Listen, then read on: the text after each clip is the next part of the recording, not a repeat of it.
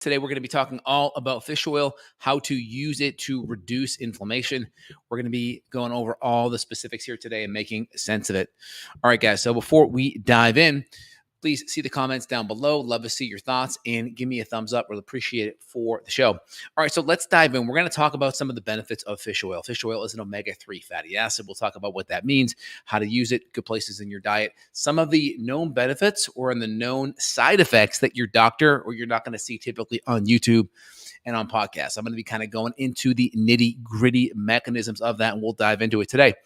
All right. So first off, before we dive in, do you need fish oil? So I typically recommend get 4 to 5 servings of fish a week. It could be wild Alaskan sockeye.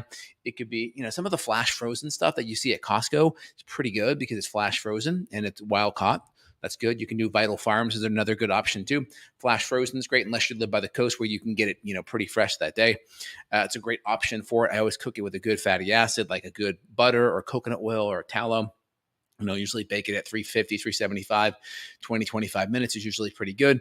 But that's a good source of omega-3s. If you're not getting that, 4 or 5 times a week, then you definitely want to be supplementing it. So when we use fish oil, we want to use a good, clean, smaller fish, sardines, anchovies.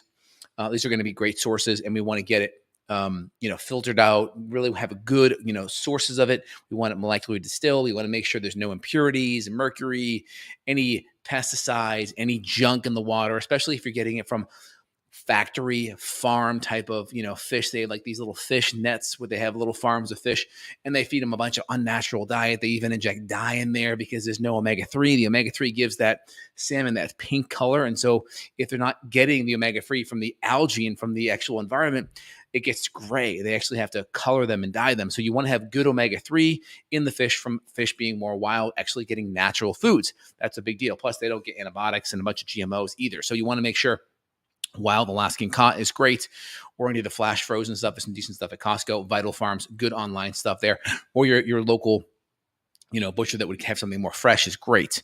When I go out to eat, usually the best thing I'll get is like something on the seafood side because it's hard to do seafood good, right? It's really hard to do it good. All right, so supplement-wise, we'll talk about some of the mechanisms. So in my line, we have a product called Omega-3 Supreme. We choose good sources. It's going to be clean. It's not going to be oxidized. We'll add an antioxidant in it to stable it. Sometimes we'll add lipase into the products to make sure they can be broken down and digested well. So let me go over some of the mechanisms here. Let's go dive into it, guys.